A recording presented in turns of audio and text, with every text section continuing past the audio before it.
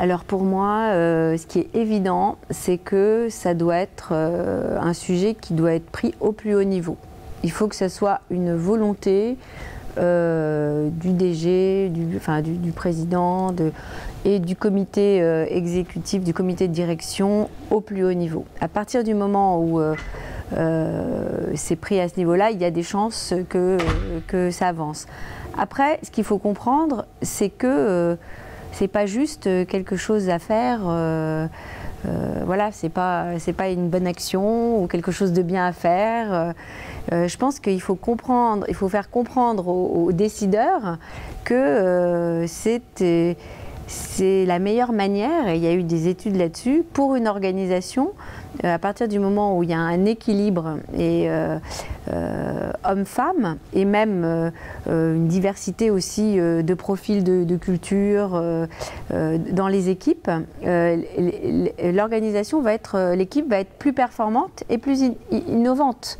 Donc pour moi, c'est vraiment aussi de faire comprendre à ceux qui veulent entamer ce journey, hein, parce que c'est un voyage, c'est pas quelque chose qui arrive du jour au lendemain, c'est que c'est le meilleur moyen d'être plus efficace. Donc à partir du moment où on a compris ça, voilà, on peut commencer à progresser.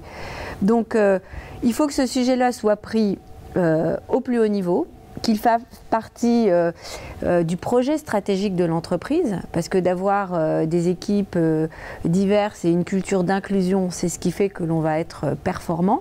Et après, il y a plein de choses qu'on peut faire au niveau de la parité homme-femme.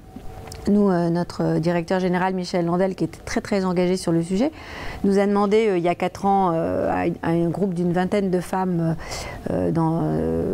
leaders dans l'organisation de se réunir et de faire des recommandations au comité de direction pour progresser sur le sujet, pour qu'il y ait plus de femmes dans les top 300 dirigeants de l'entreprise, pour qu'il y ait plus de femmes dans les opérations et pour qu'on crée une culture beaucoup plus inclusive.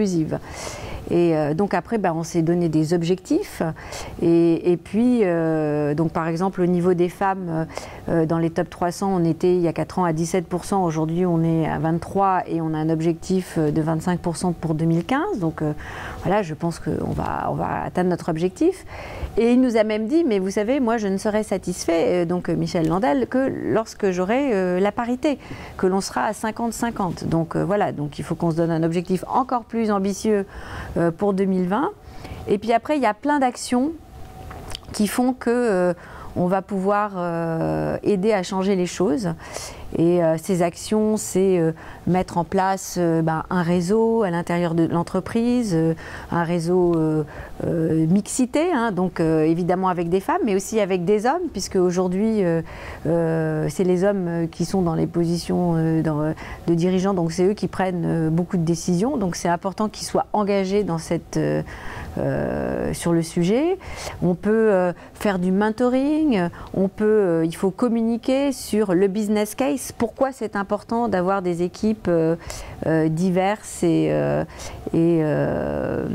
qui soient représentatives de nos clients et de nos utilisateurs.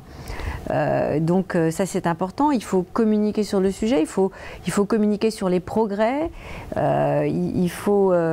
et puis il faut travailler il faut travailler sur le développement personnel justement de ces femmes, les aider parce que bien souvent les femmes n'ont pas assez confiance en elles, hein, et ça je pense qu'elles pensent pas pouvoir, quand on leur propose une promotion, un homme généralement il vous dit s'il a 8 qualités, 3 qualités ou 5 qualités sur 10, il va vous dire oui, moi je peux tout à fait le faire, alors qu'une femme, même si elle en a 8 ou 9 sur 10, elle est même pas sûre qu'elle va y arriver. Donc il faut donner confiance à ces femmes qui ont beaucoup de potentiel, mais voilà, qui ont peut-être un peu de mal à se projeter dans l'étape suivante, parce que bien souvent elles n'ont pas non plus de rôle modèle, hein.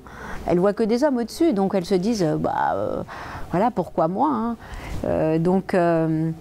Et puis après, je pense qu'il faut aussi travailler en bonne coordination avec les équipes RH, ressources humaines à l'intérieur de l'entreprise pour faire que tout cela se passe naturellement. Et puis il faut une conviction très forte des dirigeants que en faisant cela, avec une plus grande diversité des équipes, une meilleure parité homme-femme, l'organisation va être plus performante.